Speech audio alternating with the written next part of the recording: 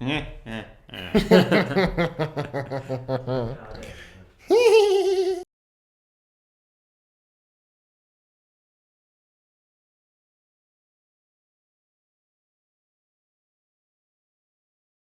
boom. Welcome to episode 39.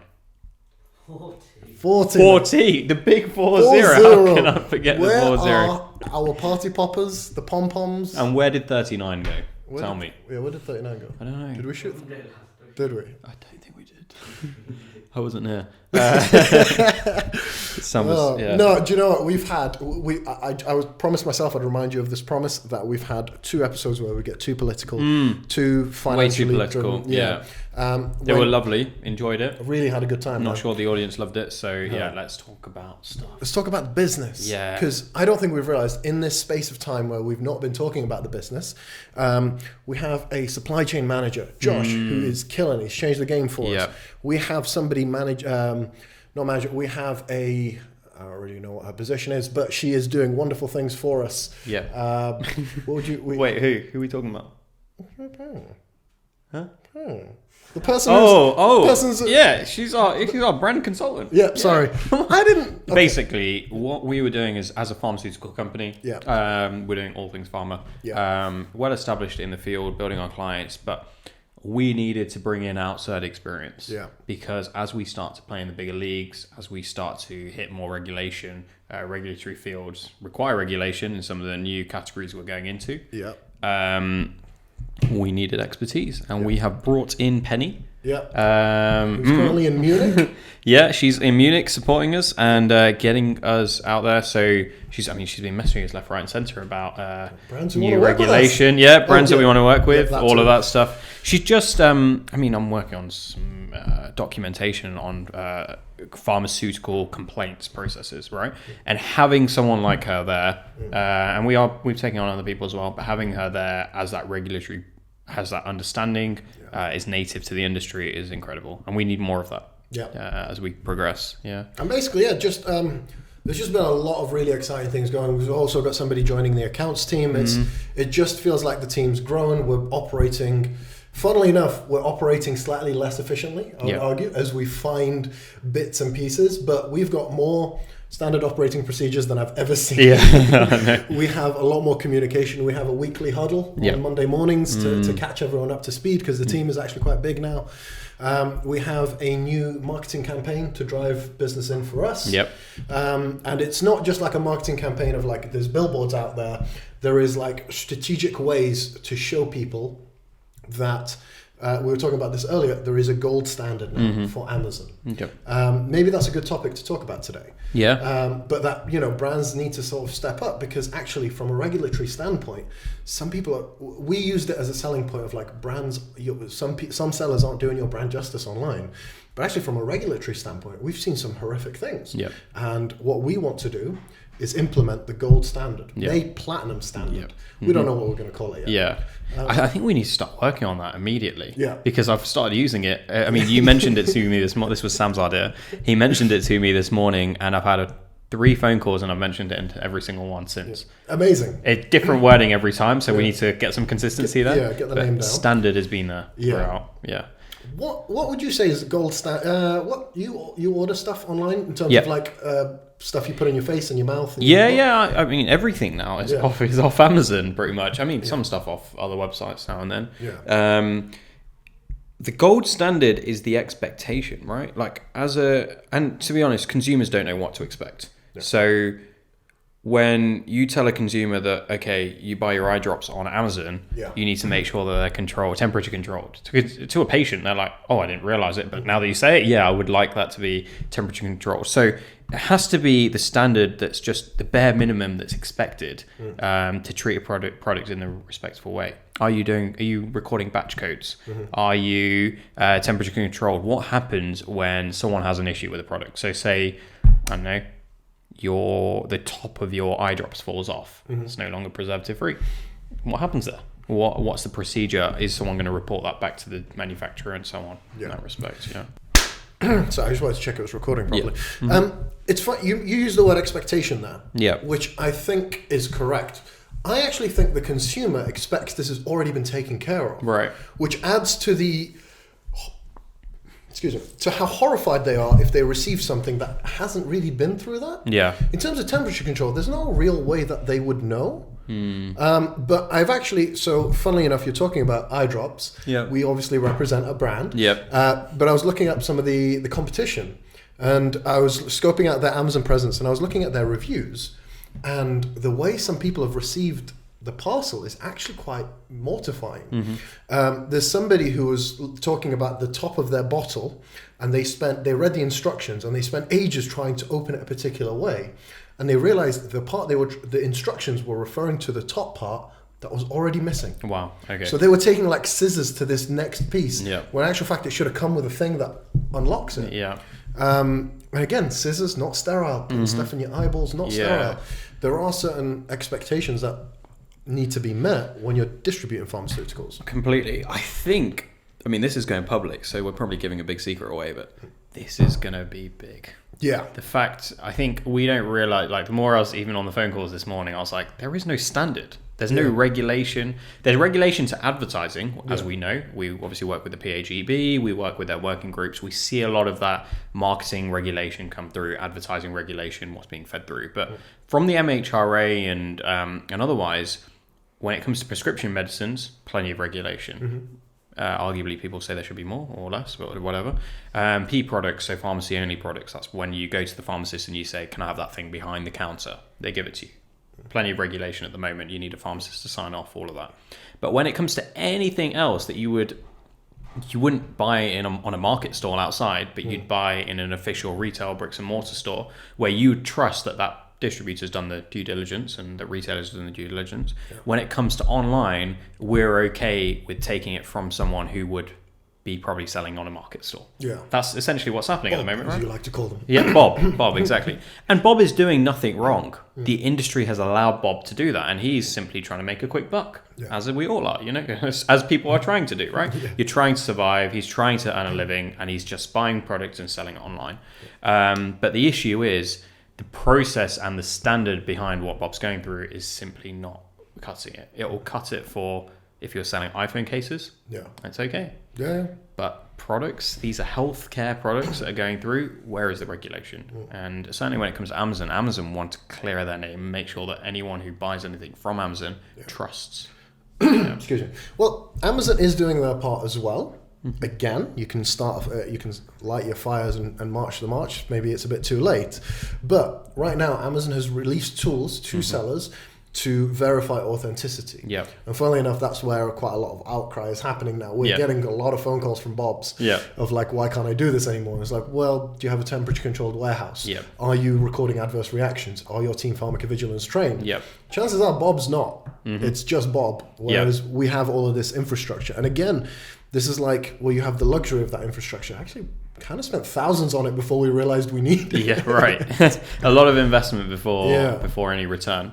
But the thing is, there are other distributors out there that can meet those standards. Definitely, yeah. And the goal here is not to create a bottleneck to the system, to make sure there's plenty of supply and there's free supply and it's a free market, but to make sure those standards are upheld. And that's an interesting thing where we will consult and help the brands, and we will help them develop that infrastructure where they can differentiate between the Bobs and the genuine pharmacies, retailers, distributors that are doing a good job and make sure that. But it's interesting. And I guess because we're so early in it, we can create the standard and the protocol behind it. No pressure. But we really have to sort of get it right and be sort of extra stringent. It's kind of intimidating, but we've figured out most of it. I mean, let's say we go to a Pfizer tomorrow. Yeah. And we say, I mean, I love how this is all recorded because we'll look back and we'll be like, did we either do it or did we not? Or we're chatting rubbish. Well, we're going after but we do want to work with a Pfizer-ish brand. Yeah. Pfizer scale brand. Yeah. And that's where our thing is. We have our ambition there. And if you go to a Pfizer and you say you have standards in place and you almost brand a regulation that you have and you get endorsement, hopefully. The pharmaceutical industry is just difficult. But if we can get some kind of support or backing through our standards of what we expect OTC products to have when they're distributed online, bam, we're in a new field. And this is what we need to be pitching more. It'll be interesting when we go about it. Have you had a really stellar experience buying health, beauty, or pharmaceuticals online? Oh yeah, brilliant. Who stands out to you? Colgate. Really? Yeah, Colgate really sold well. I bought a vendor listing, so it was from Amazon directly. It was a 6-pack, but it was a bit over the top, to be fair, in packaging, but it came in a Colgate branded 6-pack box. Nice. And I was like, wow, this feels legitimate. It had a Colgate seal on it. I was like, I've bought genuine products. I've not bought from a Bob down the road. The issue with that is it's firstly expensive, and I happen to know what I was looking for when I was shopping on Amazon. Yes. You know, I look at the sellers, I look at the distributors, I look at the reviews. A lot of people trust Amazon. They buy whatever's the cheapest or whatever is shown to them. And Amazon's doing its job, right? It's clearing out the counterfeits and that. But it shouldn't be just up to Amazon. It should be up to the brand. You know, the brand needs to get in there far earlier because Amazon can only control what it can control. And stop. Colgate, for example, I don't know. There were plenty of dodgy listings for that. They should go in and they should accumulate. How about you? Have you had a stellar Amazon experience? Amazon, because I was going to go with heights, which I think is an interesting topic, given that our split. Have I had a stellar experience? Can I admit this on camera? I don't actually shop from Amazon that much. Interesting. And what are your reasons? I swear you literally just had an Amazon parcel about 5 minutes ago. That was a hard drive for him. Okay. Yeah, so he doesn't shop other than when it's for other people. Yeah. You don't want to get high on your own supply? Why do you not shop on Amazon? No. I literally, you can see a huge supermarket from my flat. Like I can physically see them, so I tend to just walk there and get it. Most things I buy for Amazon is through work to work. I don't know about that. What I will say though, and this is diverting away from the question, is I don't know if you've noticed how the technology field on Amazon has stepped up its game. We always say health and pharma lags behind, but this is kind of a little peek into the future. The likes of Bose, Polaroid, all of these companies, and Apple, how seriously they've taken Amazon now. It's really, really cool to see in that they care about making their brand look premium on Amazon through brand stores, A+ content. You can tell I'm writing these articles. For the they're coming soon. They're just fresh in my mind. But do you remember the days where like you would never consider buying technology from Amazon? Because I do. I was like, it's going to turn up used, damaged, broken. It's not official. The thing.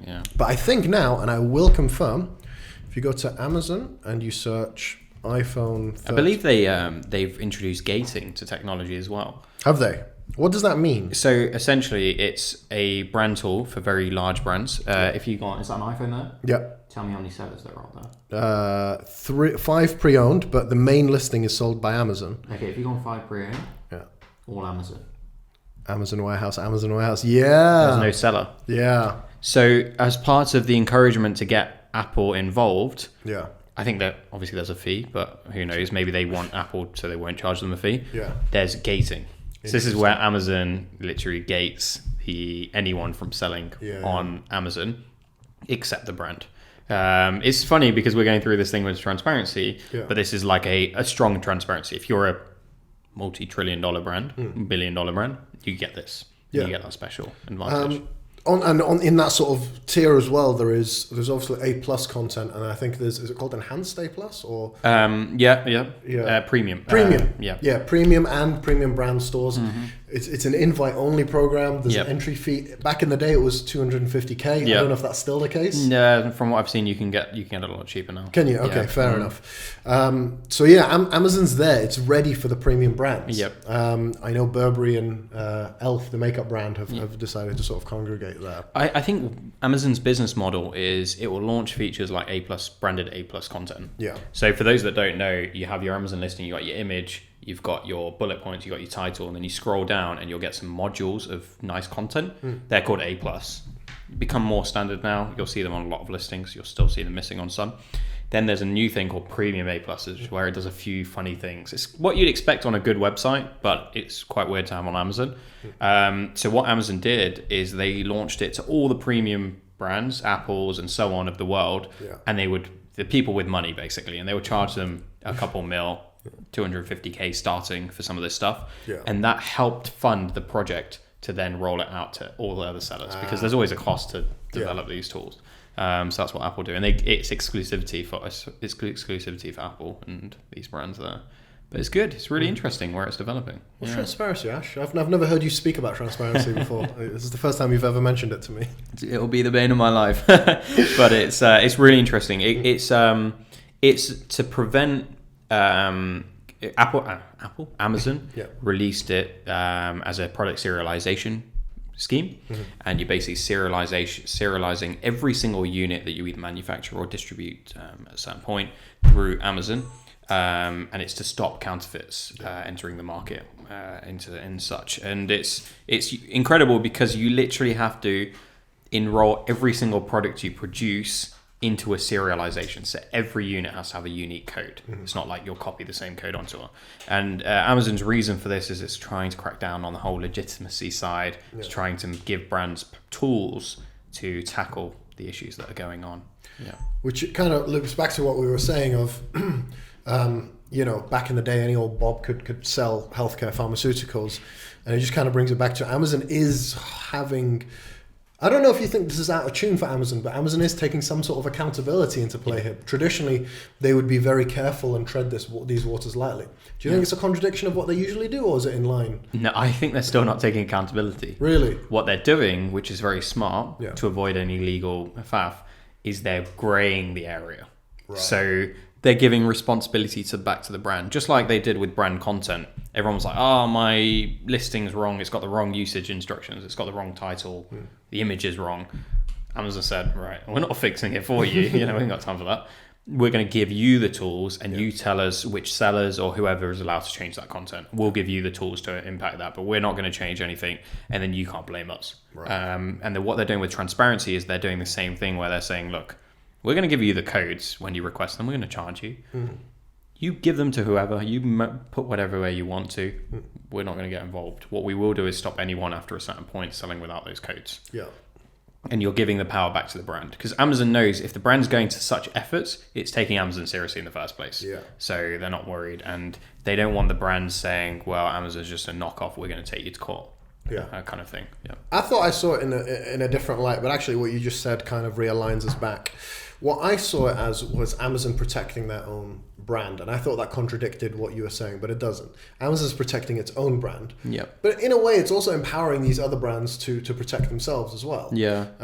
Which I think is kind of a fair distribution of liability. How does this play out then? Is Amazon going down this on purpose to differentiate itself once again, not from the distribution side or the operational excellence, but from the reputation side, where if you shop anywhere but Amazon, you're buying dodgy stuff? Do you think it's going down that route? Are you saying it's intentional? I just feel like they're taking it a lot more seriously than other websites. Yeah, for sure. I don't know if it's intentional. I don't think Amazon's like, well, we can't have people buying this stuff on eBay. We got to have them buy it on us, from us. I think it all aligns back to them wanting it to be the most customer-centric company in general, because they for other reasons too. Yeah. And I think its mission is to be reliable, dependable, and all of these things, and it's moving towards that. And maybe that was a hiccup in their thing that they didn't foresee initially. Yeah. Of like people selling shady stuff on their website. Mm-hmm. It seems to be something, and not to sort of crap on another company, it seems to be something that eBay has no interest in. Okay. They have their own version of brand registry. They do. Something there, but yeah, right. No, yeah. Nobody. We tried to enroll some things in it. We still will be looking into it, but it's not easy. Yeah. No, and so I think that what you're saying there is almost a byproduct of other marketplaces not sort of keeping up with it. Yeah.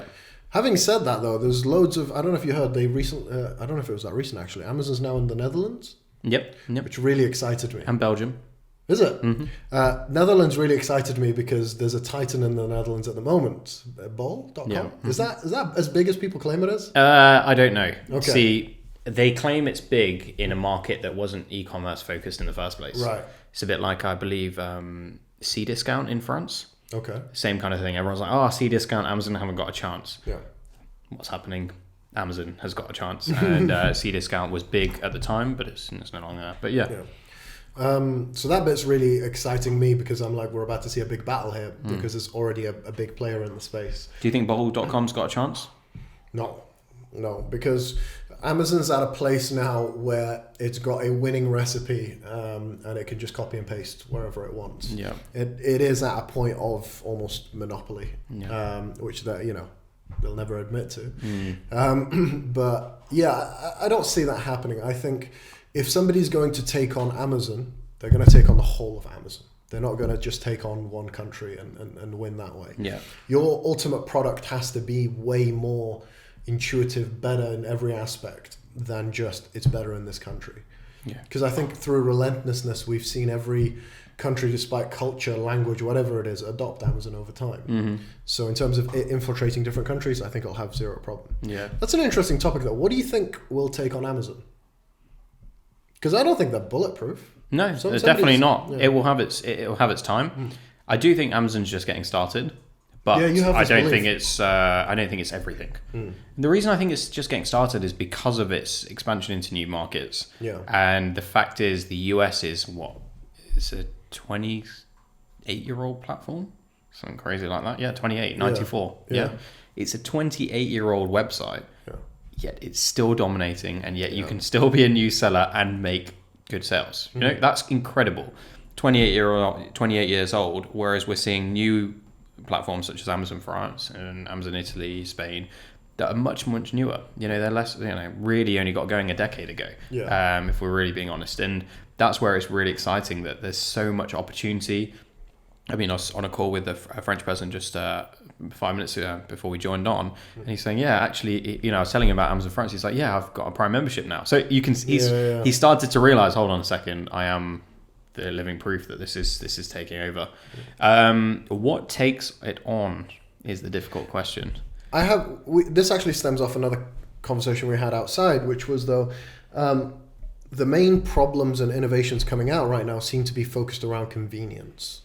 Yeah. And a lot of people seem to think, well, we've invented everything. And I'd argue, actually, people's main focus seems to be convenience. And I do think we're kind of tapping out of that. We've kind of figured everything out. In terms of convenience? Yeah, I guess. Dude, you can... Tell me one thing you can't get at home. No, but if I want to order something now, I can't get it in an hour. Not yet. What do you need in an hour, dude? Just sometimes, sometimes you want stuff. What stuff? Okay, this is but see that exact line is just like when people are like, why do you need a car? It goes the same speed as a horse and carriage. Like, what do you need a car for? It's like what that unlocks. Suddenly you start being able to order more and more things that you need urgently. I'm going to my in-laws, I'll take some flowers. Bam, flowers arrive. Like, you can't pick stuff up on the way, dude? No, because efficiency, time. I think Jeff Bezos said that you've got to calculate how much time and productivity Amazon Prime membership has given back to the people. Yeah. How much time has it given back to you? You didn't have to go to Curry's to get your hard drive for RAM. Yeah. Right? How much time did that give back to you? You were able to call your dad. Your dad wouldn't have had a phone call last night because of RAM's hard drive. Think about this. See what I sacrificed for you, buddy? Yeah. See what his dad sacrifices? Yeah. That one, you make a logically sound point. It's one that you're going to struggle to win me over with. Mm-hmm. Because there's some stuff you can actually, like, for some reason, every supermarket and petrol station is popping up on my Deliveroo. Yeah. There's donut places on my Deliveroo, dude. Yeah. I can get donuts delivered to my house. What is this? That's true. And I do think... Who owns Deliveroo? Uh, Amazon have a stake. Do they? Yeah. Don't. Yeah. Serious? Yeah. I think they tried to, buy most of it, but I think that got rejected or something. Didn't happen. But yeah, Google, I'm sure they own a good percentage of it. Wow, that's incredible. Yeah. But yeah, I think I'm all convenienced out. Yeah. And again... Okay, let's take your local petrol station. Yeah. You want to grab a sandwich. You just want to be able to walk out, right? Yeah. You don't want to go in, pay, do all of that stuff. Who's going to allow you to do that? No, hold on. Let's talk about this. Yeah. You really want to get into this? Yeah. Deliveroo. Big fan, big user, formerly big user. Actually, I haven't used it in weeks now. Okay. I'll show you the app. I'll show you when my last order was. No, I wasn't saying that. I was like, it's just funny how you said that formally. Formerly, yeah, heavy user, genuinely heavy. Addict. Like, you know what? You know how Monzo breaks down how much you've. Do you know about? Do you have Monzo? Monzo tells you how much you've spent in. What do you use, Ram? Yeah. Who do you bank with? NatWest. What's your bank number? Expiry date. Security digits on the back. You bank with NatWest? You got beef with NatWest? It's my granddad. Yeah. He actually does bank with NatWest. But Monzo tells you how much money you've spent in places. One that surprised me, we're getting way off topic. Yeah. Asda. Uh-huh. I know that is the big supermarket I can see from my flat. Yeah. But I always just thought like slim margins and my average spend there is like, what, 15, 20 pounds? Yeah. How does Asda actually survive? Okay. And in the last year, dude, we're talking like 5 figures. Really? Yeah. 5 figures? Okay. In the last... That's a lot of groceries. Since the opening of my account. Okay, Since the opening of my account. That's not... Yeah. Still, they've done well. Yeah.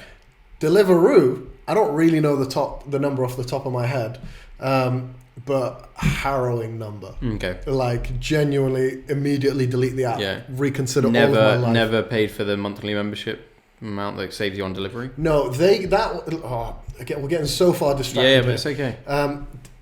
Deliveroo, in terms of their monthly subscription, is whack. Okay. That is the number one thing Uber Eats beats them on. Right. And the sad part is Uber Eats has terrible selection. It just does. So you can't win. No, I can't. Yeah. I had the Uber Eats one for a while. But let's talk about Deliveroo. You're talking about productivity, how I was able to call my dad because, Ram didn't inconvenience me that much because I could just order his hard drive online. Yeah. When I order Deliveroo, I'm like, look at I'm saving time. I have there is an argument to be made here that ordering takeaway isn't that much more expensive than cooking. Okay. I'll always make this argument, especially if you're one individual. Yep. If you're a couple or a group, then arguments can be made. But for a single individual human being, ordering from Deliveroo isn't as thing. But my point is, I would actually order the Deliveroo and go, all right, I've got about half an hour, 40 minutes now. I could crack on with stuff. Yeah. I have not achieved a single thing in the Deliveroo window between hitting place order in my whole life. Yeah. Order and the food arriving. I've not achieved anything. What do you do in that time? Huh? Just nothing, man. Isn't that good? Huh? That's productivity in itself. Nah, man, I'm binging Instagram. I'm that's kicking back. See, you would have done that at some point in your day anyway. All you've done is you've utilised that time for that. It happens to be just before dinner time as well. It's not like you're going to be writing some crazy content or anything. It doesn't have to be a productive period of time. Yeah. Like the fact is you're just utilising that for something else. You would have binged on Instagram anyway at some point. Yeah, you would have binged on Instagram at 10 p.m. Yeah. And you would have gone to sleep at midnight. You know what? And then you would have been I probably binged on it then as well. Okay, but less. I probably did it whilst I was waiting for my food. And then ate my food and then went back to binging on Instagram. I think Jeff, my boy Jeff, your boy, he's even said in a speech or a talk that he's calculated how many hours he's given back to Amazon have single-handedly. Amazon have given back to the average Prime member. Yeah. And it's in the hundreds of hours. I'm gonna find this. What, in total? Yeah. No, listen. Have a look. But then I could make the claim that how much every time I have. I'm sweating a little bit that this isn't a real stat. So this is really sad. Look what I last googled. How much water should I drink in a day? I googled how much water should I drink in a day. How much time has Jeff Bezos spent in space given back to? No, Amazon. Oh, so not Jeff. Yeah, how much? Amazon given back to people via Prime. Okay, that was not the answer. Let me get the answer that I'm looking for. Hold on. Oh yeah, look at that, 3,000 hours. Okay, right. People productivity.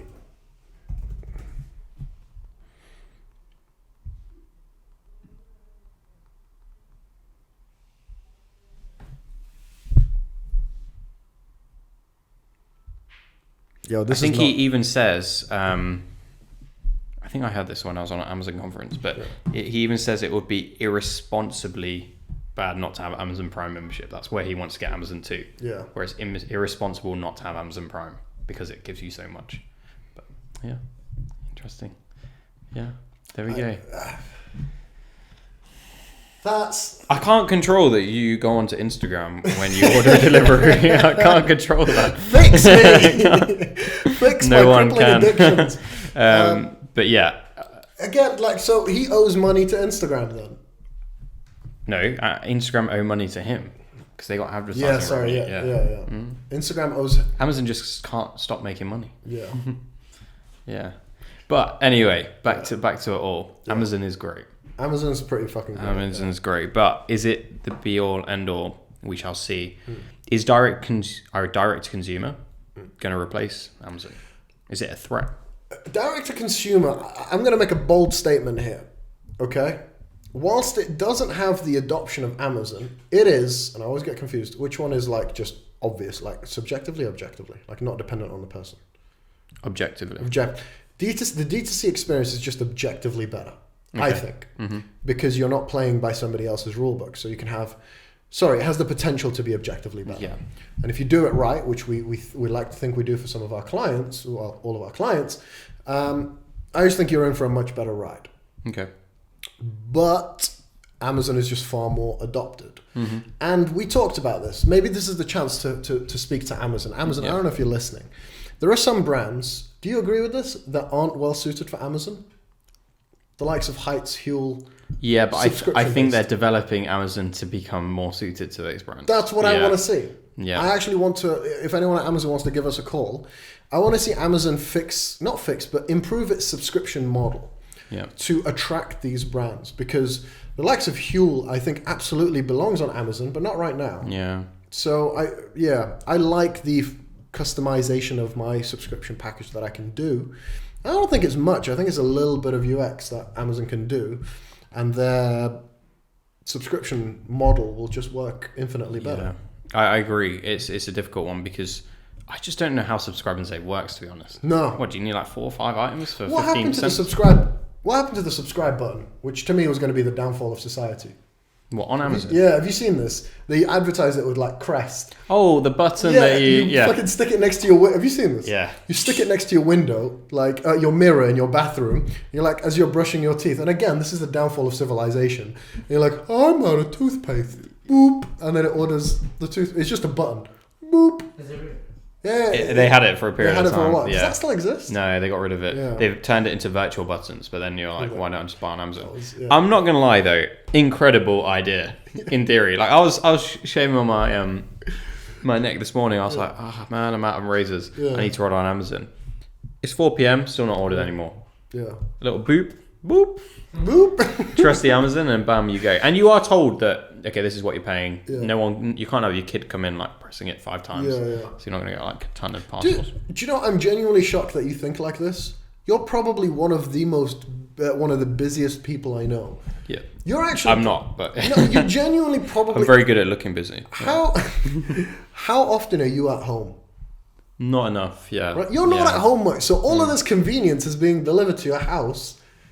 You don't work. This is why I get some parcels. Oh shit! Yeah, you actually get quite a lot of parcels. Yeah. But I'm genuinely surprised that you're looking for this amount of stuff. You're so out and about. No, that's why I like it. Like I don't know when I go to the supermarket. I don't know when I'm gonna grab a whatever in town. Yeah. Amazon just suits all of my needs. It's there. It's everyday low prices. I really hate being so passionate about Amazon, but I like it in my own daily life.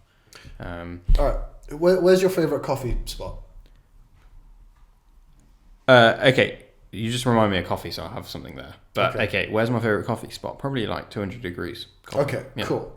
If 200 degree or Kai in town. Oh, okay, cool. Opposite Pie. Yeah, I need to try that place. If they delivered coffee, would you have it delivered to your house? If Amazon deliver coffee, sure, why not? Or 200. If they're on Deliveroo, would you have that delivered to your house? No, because I know that the cost of delivery is too much for a coffee. If you had a membership. Yeah, I'd have it delivered here. You would? Yeah. Wow. Actually, Sam's comes round and I get coffee from her all the time. Yeah, but I have to go outside the door. No, you don't. Yeah. Wait, seriously, let's have this conversation live. right? You would betray Sam like that? Not me, Sam, by the way. I wouldn't betray her because the service is unparalleled. The service is unparalleled. All I'm Sam's being great. is realistic in the world we live in. Yeah. It'd be quite nice if like Bam ordered, it's on its way, and someone dropped it off on my desk. To your desk, yeah. Lazy, fine. We live in a lazy world. Like people say, everything's lazy. Then don't take the escalators that are on the tube. Yeah. Like take the stairs. Yeah. No, you will take the escalators because you need some convenience in your life. I look back at like, I don't know, everything. I'm just like, at the end of the day, when you are running, you're using unnecessary effort to go into a store and buy those shaving blades, to go in and buy your deodorants or whatever you need to do. That should just be automated. I love the idea that you have your coffee tin in your kitchen and the system is able to weigh how much coffee you have left in your tin, and then it automatically places an order when your coffee tin gets to 200 grams left or something like that. I love the idea of that because it's basically like having a PA. It's all automated. And I don't know why we always reject technology that is just inevitable. Can I tell you something? Yeah. I can't, like a lot of what you said I kind of agree with. But you're still not going to agree with me. No. What I was going to say is that I realized like you and I don't disagree enough. Yeah. I think it makes for good chat. Right. No. Yeah. I have issues with that. Yeah. But we won't get into that. Okay. I'll tell you why I have issues with that. In that I think we still need certain things in our lives that exercise our brain on a tiny, tiny scale. So remembering that you need to buy toothpaste, realizing that you're out of coffee and remembering you need to buy that. I think that is important that you still exercise the fact that you need to remember that. Why? It's the same reason why you work out, right? It's the same, but like if you... If you had a machine that carried you from your bed to your shower, then to the car that drove you here, and the machine carried you up the stairs to the office and all of that stuff, but you still went to the gym, you'd still kind of be weak. Yeah. And I think these tiny little micro exercises are good for you. Yeah, agreed in some respects, but I think what it allows us as humans is to focus on the real problems of the world. Yeah. Like really dedicate argue our with energy with that. Are people going to do that everywhere? Probably not. They'll probably just scroll on Instagram and do that. I probably will scroll on Instagram. But the idea is you're talking about me. You're utilizing. I wasn't. But you're utilizing your efforts on things. I mean, let's take when the washing machines were first invented. Yeah. People are like, okay, I get this whole automation. You're lazy, but it's just good to know how to hand wash your clothes just in case. You need to know how you're hand washing your cases. Build strong arms, things like that. When did you last hand wash your clothes? Don't say yesterday, please don't. No. Yeah, but you should know, right? You should know how. Yeah, and that was for other reasons. Let's not go down there. Yeah. No, but you need to know how to do it, or do you not? You've allowed automation to improve your life. Yeah. And all we're doing is we're just extrapolating how far that goes. The coffee machine that reorders your coffee, it's just freeing up your time for other things. Like you'll switch the washing machine on and probably go watch Netflix. Fine. But you didn't need to hand wash your clothes in the first place. Yeah. So I don't know. I think I'm a realist when it comes to that. Yeah. So you genuinely believe this is the case? Yeah, whether I agree with it wholeheartedly or not, I'm not there. I'm not saying this is 100% good for people. No, but you think the world is heading in that direction? 100%. Yeah. Anyone who denies it is just is trying to hold on to things that don't work with the modern world. Yeah, they are. But then they'll go and buy this coffee machine when it becomes really popular. Yeah. We've had it with every piece of technology that's ever happened. There's always been someone that said, "Oh, but this. Oh, but electric cars. They might run out of battery on them in the middle of the motorway, and you can't fill it with fuel." That same person will buy an electric car within the next 5 years. It's just inevitable. So yeah, you see certain trends, and I think you have to extrapolate them. And Amazon is one of them. Amazon's one of them. Or somebody. Yeah, exactly. No, and someone who comes in, the great thing for us consumers is someone that comes in has to be far better than Amazon. Yeah. There'll be no little bit better. 10 times. And that's what's exciting, because if they do, Yeah. then we're on to a better life and we're winning. But yeah. That was okay. That was a really interesting conversation. We went down a different rabbit hole I was looking to go to, but that leaves us the opportunity for the next one. In that, I think we're innovating too far down the path of convenience. Yep. And there are other problems that we could potentially solve. Yeah. Because people think, how do I make something faster, quicker, more efficient, whatever. More convenient, I think all of these things fall under the category of. But we can discuss other areas where you can innovate in the next episode. Yeah, sounds good to me. But if you enjoyed episode 40, please don't hesitate to subscribe, do what you got to do, comment. Ram is still here past working hours, so make sure you comment "well done, Ram" to him. Thanks, buddy. Please just let us know how you feel, and we'll see you next time. Cheers.